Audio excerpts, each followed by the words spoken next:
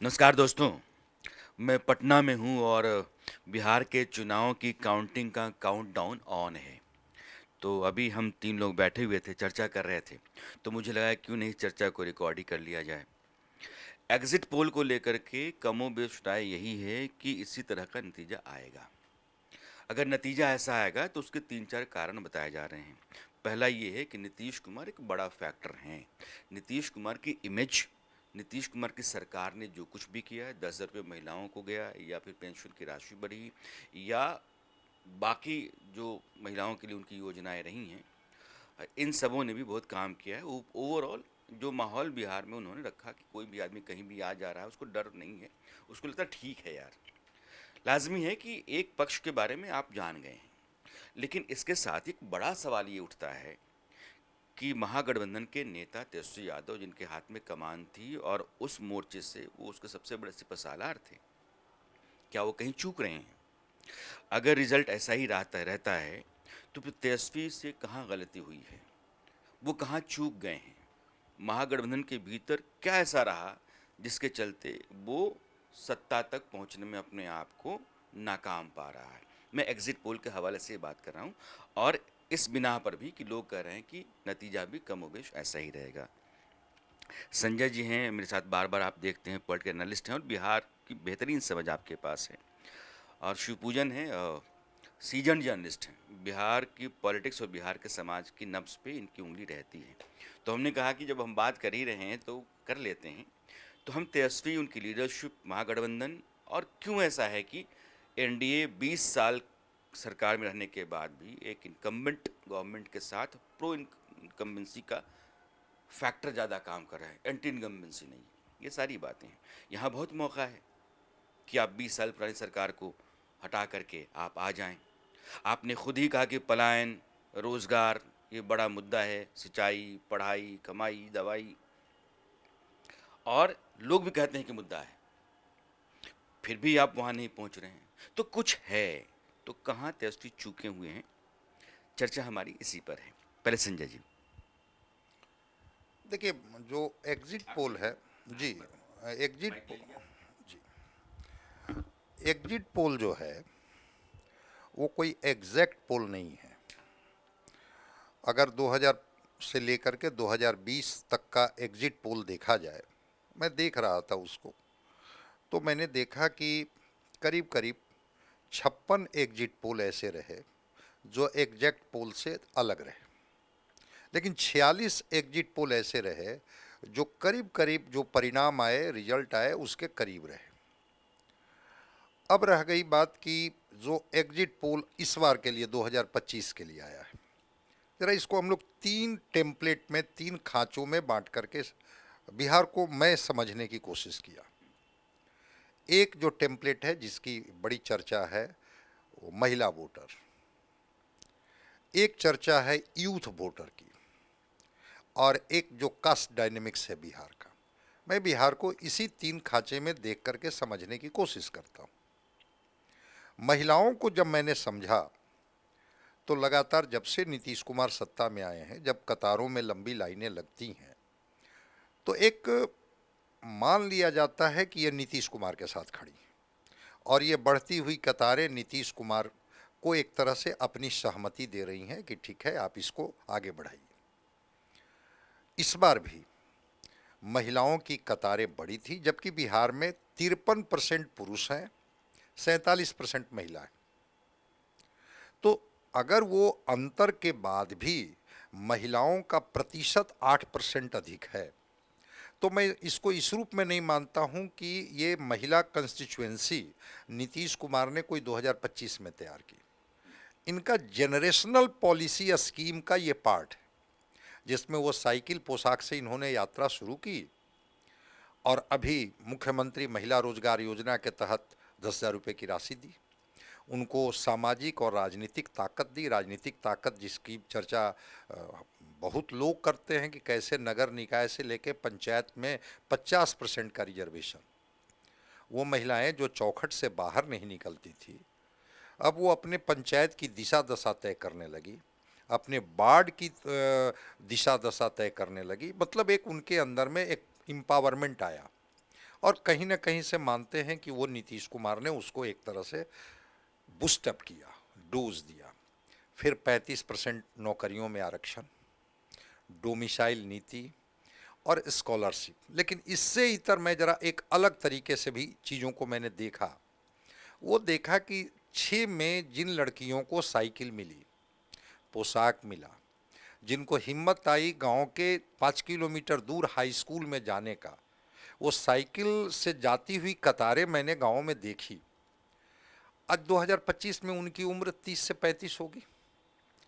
मैंने जब उनके साथ इंटरेक्ट किया तो उन्होंने कहा कि ये ताकत तो हमें नीतीश कुमार से मिली, क्योंकि उनके वॉइस जो थे वो बड़ा कॉन्फिडेंट थे, बड़ी मजबूती से उन्होंने कहा।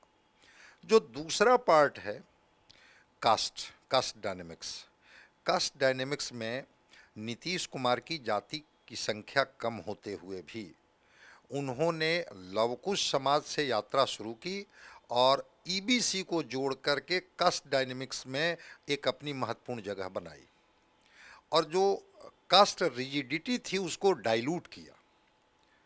ऐसा नहीं है कि तेजस्वी जी हैं तो तेजस्वी जी को माई समीकरण है तो 100% यादव और 100% मुसलमानों का वोट मिल जाता है, वहाँ भी 70-30 है, कारण जो हो। लेकिन कास्ट रिजिडिटी को इन्होंने ब्रेक किया और एक केस स्टडी नीतीश कुमार ने बिहार में साबित किया कि कास्ट रिडेंस सोसाइटी को ब्रेक करके इन्होंने एक ऐसी तस्वीर पेश की जिसमें नीतीश कुमार की स्वीकारिता सवर्णों में भी रहा, बैकवर्ड कास्ट में भी रहा, ईबीसी में भी रहा, माइनॉरिटी में भी रहा।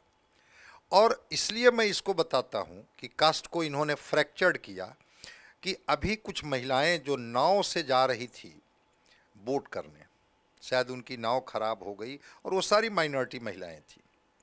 उनसे जब पूछा गया कि भाई आप किसके पक्ष में मतदान करेंगी, तो उन्होंने कहा कि नहीं सो हम लोगों को तो पता ही है, हमारे पोशाक को देख करके आप तो तय ही कर लिए होंगे कि हम किन के पक्ष में होंगे, किन के बीच। नहीं, नीतीश कुमार के बारे में आपका क्या कहना है?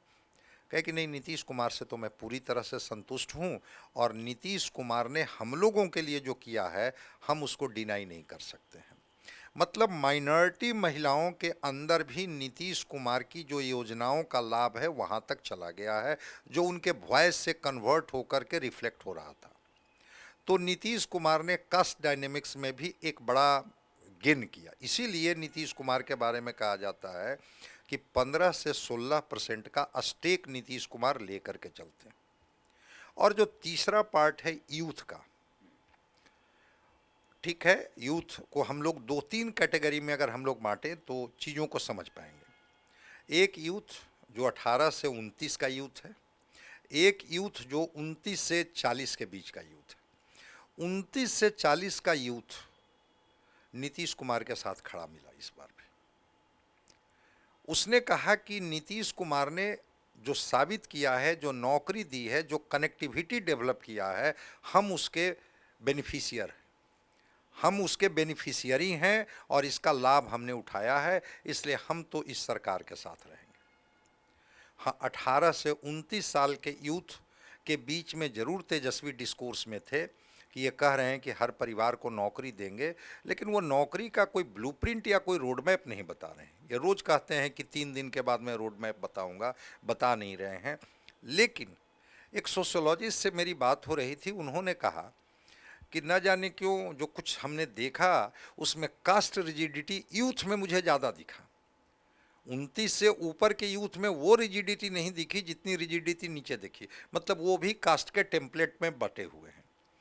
तो कास्ट का फैक्टर, नीतीश कुमार का जो वेलफेयर के स्कीम्स, एक वुमेन कंस्टिट्यूएंसी, ये 3 फैक्टर ने हमें लगा कि नीतीश कुमार कहीं ना कहीं इससे बेनिफिटेड हुए। और एक चौथी चीज जो बार बार मैं कहता हूँ कि नीतीश कुमार को कोशिश की गई उनके फटीग फैक्टर को लेकर के, उनके स्वास्थ्य को लेकर के थोड़ा सा डिस्कोर्स से हटाने का। लेकिन वो नीतीश कुमार ने अगस्त के बाद जो उनकी सक्रियता दिखी, इसको मैं ओवर एक्टिवनेस कहूँगा कि भाई बारिश हो रही है, हेलीकॉप्टर नहीं उड़ सकता है, तेजस्वी इंतजार कर रहे हैं, और ये अपनी गाड़ी में बैठे और दरभंगा के लिए निकल गए। ये कहीं ना कहीं रिफ्लेक्ट किया कि भाई नीतीश कुमार इतने सक्रिय हो गए, और 83 सभाएं की, जिसमें 11 सभाएं इन्होंने बाई रोड की, और जाकर के लोगों के बीच में कहा कि हाँ जो योजनाएं तो आपकी हैं। आपके लिहाज से मैं ये मानूं कि नीतीश कुमार के जो बड़े ब्लॉक्स हैं जिनके चलते उनको वोट आता है, उनको ओवर पावर करने में तेजस्वी नाकाम रहे। बिल्कुल नाकाम रहे। मैं तो बारी बारी से फिर मैं बता देता हूँ, वोमेन कंस्टिट्यूएंसी को ये फ्रैक्चर नहीं कर पाए। अंतिम दाव इन्होंने खेला कि वो 2500 रुपये की राशि जो माई बहन की राशि है उसको इन्होंने क्लब करके कहा कि 30,000 रुपये की राशि हम दे देंगे, जब 14 जनवरी को हमारी सरकार बन जाएगी, तो 14 जनवरी को एक मुश्त। वहाँ पर बहुत अपील नहीं किया लोगों को। इन्होंने दूसरी बात की जीविका दीदियों को लेकर के। आप कल्पना कीजिए ना कि वो साथ में 60,000 करोड़ वर्ल्ड बैंक से लोन लेकर के इन्होंने जीविका दीदियां शुरू की थी, जो आज 1,41,00,000 है। 11 लाख सेल्फ हेल्प ग्रुप हैं। इन्होंने कहा, करीब 1 लाख, कुछ लोग 2 लाख बताते हैं, कम्युनिटी मोबिलाइजर को लेकर के, जिनको 10,700 रुपये की राशि मिलती है, इन्होंने कहा कि भाई हम उनकी राशि 30,000 कर देंगे और उनको सरकारी कर्मी का दर्जा दे देंगे। इन्होंने जीविका दीदियों को भी कहा कि हम इंसेंटिव के रूप में 2,000 रुपये की राशि देंगे। इन्होंने कहा कि हम 5 लाख रुपये का प्रीमियम देंगे, मतलब आपका बीमा करा देंगे। फिर भी महिलाएं कनेक्ट नहीं हो पाई। एक मिनट, मैं चाहता हूँ कि अब मैं शिवपूजन के पास आऊँ। ये महिलाएं कनेक्ट नहीं हो पाई या यूथ फ्रैक्चर्ड रहे, जो बेनिफिशियरी कम्युनिटी है उसके भीतर सेंधमारी नहीं हो सकी, नीतीश कुमार का अपना जो क्राउड है वो बना रहा, तेजस्वी के अगर नतीजे ऐसे ही आते हैं तो सत्ता में नहीं आने और फिर से दूर रह जाने का कारण क्या मानते हैं आप? ये सब है या कुछ कोई और भी है? नहीं, मैं थोड़ा सा एक बर्ड्स आई व्यू आपके लिए पहले लेता हूँ इस पूरे मामले पर। मुझे लगता है दो फैक्टर्स हैं। एक फैक्टर है जो इंटरनल है, जो within the party, it has much to do with Lalu Prasad Yadav, उनकी लेगेसी और उनके साथ बैगेज है। तो तेजस्वी यादव जब लैपअप कर रहे हैं लालू प्रसाद यादव की लीगेसी, तो उसके साथ एक बैगेज भी आ रहा है। बैगेज क्या है? तो वो जंगल राज का बैगेज है। और ये ऐसा एक ब्लाइट है जो चिपका हुआ है, ये निकल नहीं पा रहा है। इसको लाख धोने की कोशिश कर ले, वो निकल नहीं पा रहा है। और यही कारण है, आपने देखा होगा कि प्रधानमंत्री अधिकांश रैलियों में अगर मुजफ्फरपुर जाते हैं तो वहाँ पर गोलू प्रकरण का वो जिक्र करते हैं। वो रिविजिट कराना चाहते हैं लोगों को कि वो जंगल राज क्या था। अब इनके पास जो लिगेसी है, उस लिगेसी में फर्दर कुछ ऐड ऑन तो नहीं कर पा रहे हैं। आप देख रहे होंगे कि इन्होंने एक फार्मूला दिया, A to Z। A to Z होता हुआ दिख रहा है क्या? अभी तक मुझे नहीं लग रहा है। दूसरी अहम बात यह है कि ये जो MOI समीकरण इनके साथ है, उसकी रिजिडिटी इतनी ज़्यादा है, उसका कंसोलिडेशन इतना ज़्यादा है। मैं नहीं मानता हूँ कि सारे मुसलमान और सारे यादव इन्हीं को वोट करते हैं, लेकिन जहाँ करते हैं एन ब्लॉक करते हैं लगभग, और उसमें अभी तक कोई कोई सेंध नहीं लगा पाया है। तो ये कंसोलिडेशन जितना मजबूत एक इस तरफ होता है, उतना ज़्यादा रिवर्स कंसोलिडेशन दूसरी तरफ होता है। और दूसरी तरफ का वो साइलेंट वोटर होता है, वो सिर्फ म्यूट स्पेक्टेटर नहीं है। वो चुपचाप जाता है, अपना वोट कास्ट करता है, वो निकल आता है, वो बोलता नहीं है। और उसको गेज कर पाने का हमारे पास ना तो थर्मामीटर है, ना बैरोमीटर है। आप उससे लाख कैमरा और माइक लगा करके पूछते रहिए, वो सेक्शन नहीं बोलता है। और उसी का आप देखेंगे, उसी की एक झलक आपको दिखेगी इस चुनाव के नतीजे में। मैं अब आता हूँ कुछ एक्सटर्नल फैक्टर्स पर। अब आप ये देखिए कि यही इंडिया ब्लॉक की नींव तो यहीं पर रखी गई थी। नीतीश कुमार को किस तरीके से अधर में पहले लटका करके रखा गया, कैसे राजनीति चलती रह गई, और जब उसके बाद नीतीश कुमार को ऐसा प्रतीत हुआ कि इंडिया ब्लॉक को कोई फ्यूचर नहीं है, उन्होंने फिर से एक बार यू टर्न मारा और अब आकर के भाजपा के साथ रह गए। आज की तारीख में कोई ऐसा मौका नहीं छोड़ते नीतीश कुमार जो कहते हैं कि बहुत हो गया, अब हम फिर से यू टर्न नहीं लेंगे। लेकिन अब हम बात कर लेते हैं जो महागठबंधन का स्वरूप यहाँ पर बन करके उभर करके आया। पहले तो आपने बहुत मुंह चिढ़ाने वाली बात की। आप हिंदुओं को चिढ़ा रहे थे या किसको चिढ़ा रहे थे? आप हेलीकॉप्टर में बैठ करके मछली खा रहे हैं, उसका कांटा दिखा रहे हैं। आप संतरा भी अगर खोल रहे हैं, तेजस्वी यादव और मैं मुकेश सैनी सन ऑफ मल्ला का जिक्र कर रहा हूँ, वहाँ पर भी आप एक कोनोटेशन उससे ड्रॉ करने की कोशिश कर रहे हैं। ओवर एम्बिशियस हो गए। आपने बयान देना शुरू किया 60 सीटें और उप मुख्यमंत्री। ये मैसेज तो चिपक गया। और उसके बाद जब यहाँ पर महागठबंधन की अहम बैठक हो रही है, आप दिल्ली चले जाते हैं। दिल्ली में आप कहते हैं क्या कि दिल्ली हम गए हुए हैं, वहाँ पर हमको कुछ प्रचार की सामग्री खरीदनी है, और यहाँ महागठबंधन में कोई आपका जिक्र भी नहीं करता है। इस बीच आपने देखा कि कैसे सीटों का बंटवारा हो गया एनडीए में, और अब क्या है कि मुकेश सहनी के लिए रास्ते बंद हो गए। जो वो अपने लिए दो दरवाज़ा खोल के रखना चाहते थे, वो रास्ते बंद हो गए। हम बात कर लेते हैं फिर अब कांग्रेस की। कांग्रेस ने पहली बार कवायद ऐसी की जो ऐसा प्रतीत हुआ कि शायद वो अपने कार्यकर्ताओं में संजीवनी डालने में सक्षम होगी, और इस बाबत कहीं ना कहीं लालू रुष्ट भी हुए, क्योंकि ऐसे लोग जो लालू को बहुत पसंद नहीं है, कन्हैया कुमार का हम जिक्र कर लेते हैं, पप्पू यादव का जिक्र कर लेते हैं, इन लोगों को तरजीह मिलनी शुरू हुई। अहम बात यह है कि अखिलेश सिंह को हटाया गया। वो कहे जाते हैं कि he was trusted man Friday of Lalu Prasad Yadav.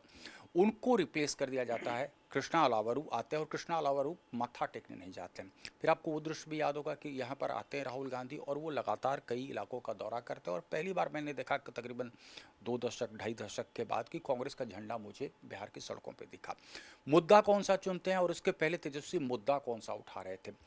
Rahul Gandhi जो मुद्दा चुनते हैं उसका कोई पीपल कनेक्ट नहीं, आप कोई साक्ष्य कोई प्रमाण नहीं दे पाए। शुरुआत में ही आपने 2-3 प्रमाण ऐसे दिए जो आपका टाई फेस हुआ।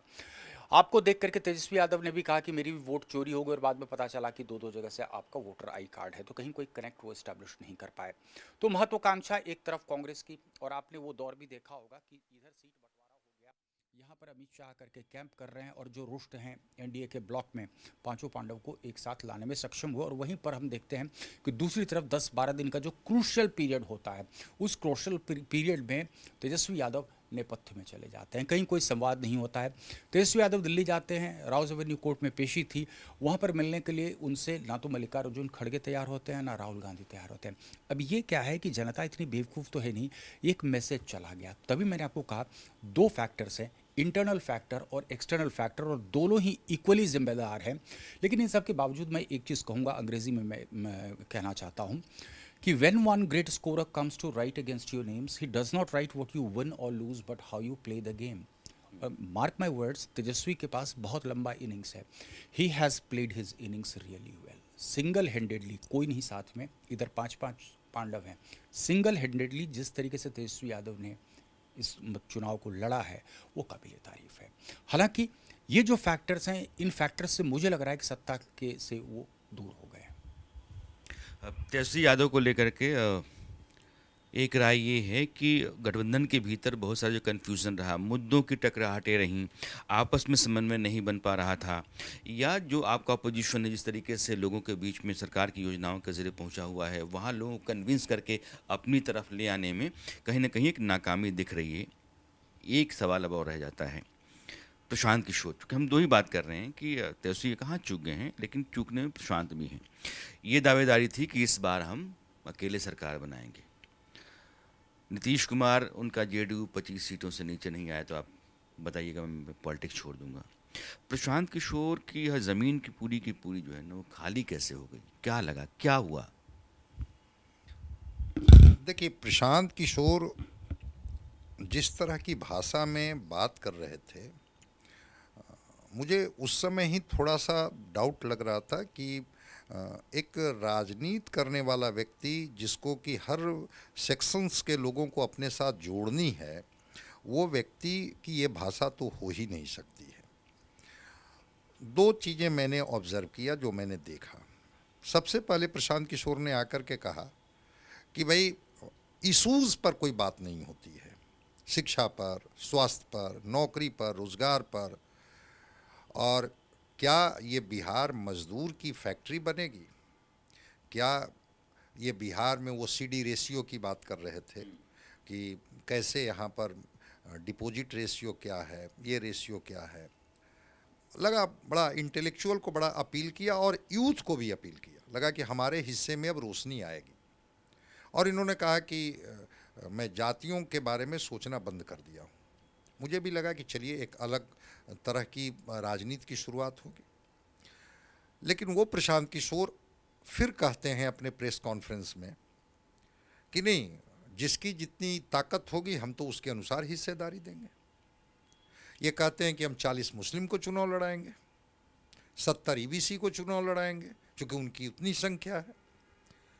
तो मैंने देखा कि अच्छा, ये व्यक्ति जो कभी मुद्दे पर बात कर रहा था फिर ये कास्ट पर आ गए।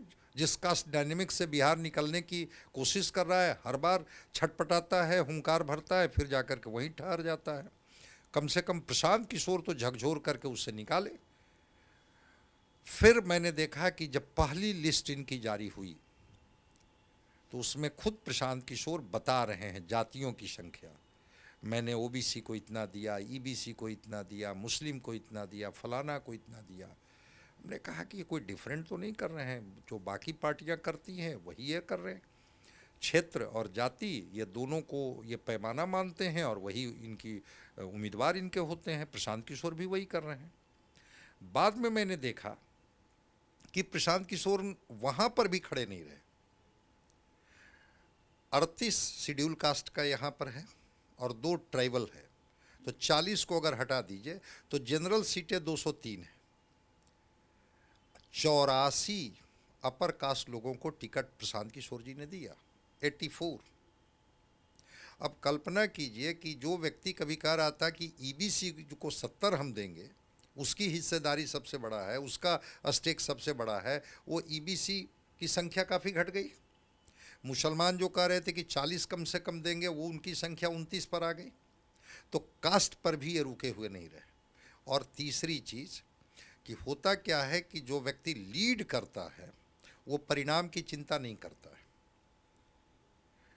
ये राघोपुर जाते हैं और लौट जाते हैं। राघोपुर जाते हैं तो एक उम्मीद आती है, ठीक है वो जीतेंगे हारेंगे वो अलग बात है, लेकिन प्रशांत किशोर तेजस्वी के खिलाफ लड़ने गए हैं, ये एक कहीं ना कहीं से लोगों को कनेक्ट कर रहा था।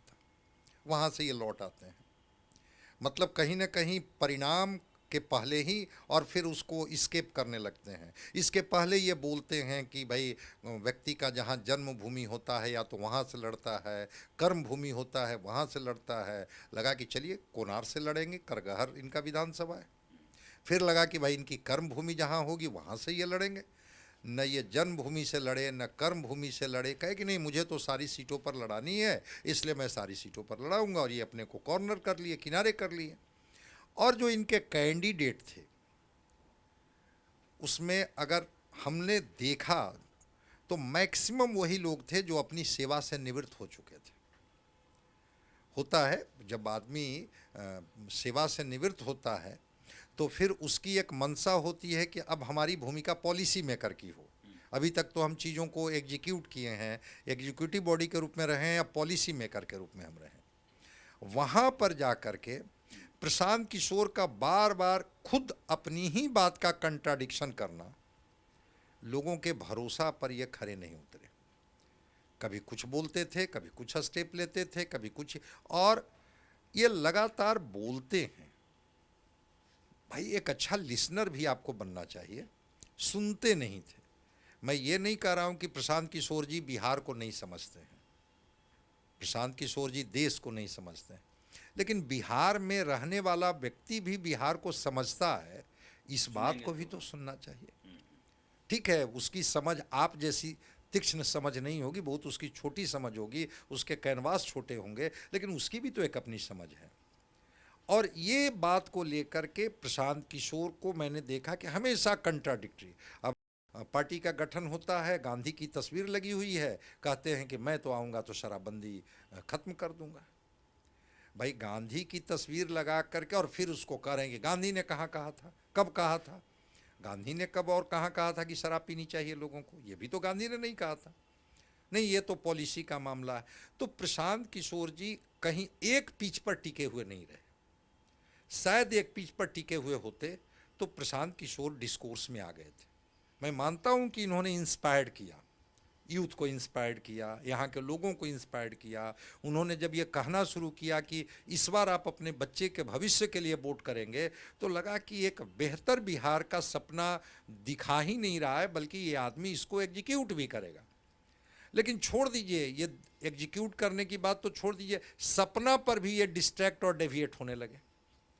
इनके सपने भी जो थे वो जिसको कहते हैं ना कि कभी कभी मृग तृष्णा में फंसना, उसमें फंसने लगे। और यही कारण है कि इनके जो भी उम्मीदवार थे वो इंडिविजुअल कैपेसिटी में जो वोट ले आए, लेकिन इस वजह से वो चुनाव में बेहतर कर जाएंगे कि हम प्रशांत किशोर की पार्टी के उम्मीदवार हैं, वो इशू पर बेस पर चुनाव पार्टी लड़ने आई है बिहार में, जो तस्वीर बदलने आई है बिहार की, इसलिए हम जाकर के वोट करेंगे, मुझे ऐसा नहीं लगता। और इसीलिए मैं देख रहा था एजेंसी का जो सर्वे आया था उसमें मैक्सिमम इनको 4% का आ रहा है। क्या लग रहा है आपको? देखिए, मुझे लगता है कि प्रशांत किशोर में इनहेरेंट कॉन्ट्राडिक्शंस डेवलप हो गया जैसे जैसे चुनाव परवान चढ़ना शुरू हुआ। एक चीज़ तो आप मानेंगे ना कि 3 साल की मशक्क़त इन्होंने की, जितना डीप पेनिट्रेशन करना चाहिए उस हिसाब से इन्होंने किया, मैसिव एक डाटा बैंक इन्होंने तैयार किया, मुद्दे ऐसे उठा रहे थे प्रशांत किशोर जिसका पीपल कनेक्ट था। लेकिन मैं कहूँ निष्कर्ष के रूप में तो ही सबसाइडेड लाइक फ्रॉथ, बबल था वो बर्स्ट हुआ। कहाँ बर्स्ट हुआ, कैसे बर्स्ट हुआ? ये जो सोशल मीडिया पे मैसिव प्रेजेंस था, ये प्रेजेंस एक्चुअली क्या है कि वो वोटिंग पैटर्न में किसी तरीके से पास ऑन हुआ, तो मुझे नहीं लगता। अब जो प्रशांत किशोर, मैंने शुरुआत में ही कहा कि इनहेरेंट कॉन्ट्राडिक्शंस देखे गए। किस तरीके के इनहेरेंट कॉन्ट्राडिक्शंस? आप जात पात, आप बार बार एम्फेटिकली कह रहे हो कि हम उसको कास्ट लाइंस को ब्रेक करेंगे, लेकिन जब टिकट बंटवारे की बात हो तो आप कास्ट लाइंस पर इवेंचुअली आप फॉल बैक करते हो। आप कहते हो डंके की चोट पे कि राघोपुर से ही ये करेंगे, राजा का बेटा राजा नहीं बनेगा, राघोपुर से चुनाव लड़ेंगे, और आप देखेंगे कि तमाम जो जनसुराज की एक्टिविटी थी उसके बाद वो सेटल डाउन करना शुरू हो गया। राघोपुर वाले प्रकरण के बाद जब फिर बाद में पूछा गया, स्पष्टीकरण उनसे लिया गया कि राघोपुर से आप फाइनली चुनाव लड़ रहे हैं या नहीं लड़ रहे हैं, तो मैं अगर लड़ जाऊंगा तो मैं मेरा इन्वॉल्वमेंट हो जाएगा, मुझे तो बाकी लोगों को भी देखना, इस तरह की बात। और उसके बाद से आप देखेंगे एकाएक जो ग्राफ इनका शूट अप कर रहा था वो ग्राफ वहाँ से गिरना शुरू हुआ। He lost precious time in individual targeting. वहाँ पर लग रहा था कुछ वेंडेटा पॉलिटिक्स कर रहे हैं। हालांकि बीजेपी को एक तरीके से इन्होंने हाशिए पे ला के खड़ा कर दिया था। सारे टॉप लीडरशिप जो बीजेपी की है यहाँ पर, उन सब के खिलाफ प्रमाण साक्ष्य सब लेकर के आ गए, लेकिन ओवरबोर्ड ऐसा लग रहा था कि कुछ कोई वेंडेटा पॉलिटिक्स कर रहे हैं क्या। और तीसरा एक बहुत बड़ा फैक्टर जो मैं मानता हूँ कि जनसुराज में प्रशांत किशोर के अलावे नंबर 2 कौन है? मतलब मुझे खुद नहीं लगता है कि उसमें कौन है। इंडिविजुअल बेस्ड पार्टी हो गई, काडर बना पाया क्या? अब आप ये सोचिए, कॉरपोरेट कल्चर है, ठीक है, पैसा आ रहा है, ये बता रहे हैं भाई कि सरस्वती है इनके पास, इस वजह से पैसा आता है, पैसा खूब आपने पंप किया, आपने एक बज़ भी क्रिएट किया खास करके युवाओं में, क्योंकि मेरे पास तो ऐसी तस्वीरें भी हैं खास करके सीमांचल में बहुत ज़बरदस्त भीड़ उमड़ी और लोग इनके पास पहुंच रहे हैं सेल्फी लेने के लिए। तो नाम तो इन्होंने किया, ये पब्लिक डिस्कोर्स का एक हिस्सा भी बने, लेकिन वो वोट में ट्रांसलेट नहीं होता है। इसको हम कंपेयर कर रहे हैं किससे? तो तेजस्वी यादव से। वो तो एमवाई समीकरण का एक इक्वेशन लेकर के ऑलरेडी बैठे हैं, वो तो फॉलो ऑन दे रहे हैं ना बाकियों को। दूसरी तरफ काडर बेस्ड पार्टी आपकी BJP, tested tried leadership of Nitish Kumar है, आप उसको चुनौती देने गए हैं और आपके पास कहीं कोई काडर है नहीं। जब 3 साल आप परिक्रमा कर रहे थे, पूरे बिहार का आप दौरा कर रहे थे काफ़ी वक्त, तो वही वो टाइम था जब प्रशांत किशोर को बहुत तरीके से अपना काडर बेस डेवलप कर लेना चाहिए था, तो पार्टी की स्थिति कुछ और होती।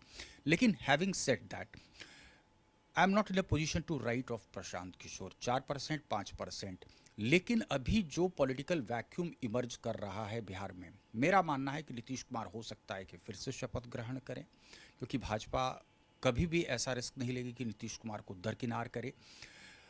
नीतीश कुमार के बाद कौन? लालू एरा लगभग समाप्त हो चुका है, तेजस्वी यादव उनकी लेगेसी को लेकर के आगे बढ़ने की कोशिश करेंगे। ये जो पॉलिटिकल वैक्यूम इमर्ज करेगा, इस पॉलिटिकल वैक्यूम में 3-4 चेहरे ही मुझे बिहार में दिख रहे हैं। चिराग पासवान, काफ़ी मेहनत करनी होगी। तेजस्वी यादव, बहुत बड़ा एक एडवांटेज है, लेकिन एमवाई समीकरण के बियॉन्ड उनको एड ऑन करेगा। नीतीश के बाद जदयू में कौन? ये एक बड़ा सवाल। और उसके बाद प्रशांत किशोर, मुझे लग रहा है कि ये एक ऐसी पर्सनालिटी हैं जो उस वैक्यूम में फिट इन कर सकते हैं, provided he has got the patience. और जिस हिसाब से वो मेहनत अभी उन्होंने की पिछले 3 साल, अगर ये 5 साल मीडिया ग्लेयर से के बिना भी अगर वो करते हैं, तो मुझे लगता है कि 2030 तक आते आते हम दूसरे मुद्दों पर चर्चा करते रहेंगे, और प्रशांत किशोर तब किंग मेकर की भूमिका में या किंग बनेंगे, हम शायद उस बात पर चर्चा करें। कुल मिलाकर के प्रशांत किशोर के लिए संभावनाएं शिवपूजन देख रहे हैं, लेकिन इस बार के चुनाव में जिस तरीके से जो गलतियां उन्होंने की हैं वो उनके लिए सबक है। आप जिन प्रिंसिपल्स पर चल रहे हैं, जिन बातों को समाज की कमज़ोरी और राजनीति का सबसे धतकरम बताते हैं, आप उन्हीं बातों को अपना लेते हैं, तो फिर आप अपनी ही बात से मुड़ते उल्टे होते हुए दिखते हैं। आप जहाँ ज़मीन पर एक लीडर को चैलेंज कर रहे हैं, वहाँ से वापस आते हैं तो अपने लोगों को आप कमज़ोर करते हैं। संभावनाएं हो सकती हैं, राजनीति जो है वो असीमित संभावनाओं का खेल है, लेकिन बिहार की राजनीति में प्रशांत ने जिस तरह से लोगों के बीच में उम्मीद जगाई, उस उम्मीद को लेकर के चलने के लिए जो सलाहियत चाहिए थी और जिस तरीके से एहतियात के साथ उनको आगे बढ़ना चाहिए था, वो वहाँ वो डगमगा गए हैं। तो इन सब से निजात पा करके अगर सही लाइन पे आगे बढ़ते हैं तो शायद उनके लिए बिहार में ज़मीन है, संभावनाएं हैं, लेकिन फ़िलहाल नतीजे आने वाले हैं। काउंटिंग शुरू हो जाएगी सुबह 7-8 बजे से, और जो नई सरकार बनेगी उस सरकार के बनने के कारणों पर भी हम चर्चा करेंगे। लेकिन अगर ये एग्ज़िट पोल की तरह ही रिज़ल्ट आता है तो मोटे तौर पर आप दोनों जो कह रहे हैं, तेजस्वी यादव और पूरा महागठबंधन कहाँ फेल होता है और जो रिजल्ट आता है उसके बीच में कितने सवाल हैं जिनके ऊपर चर्चा होना चाहिए, ये सब हम कल करेंगे।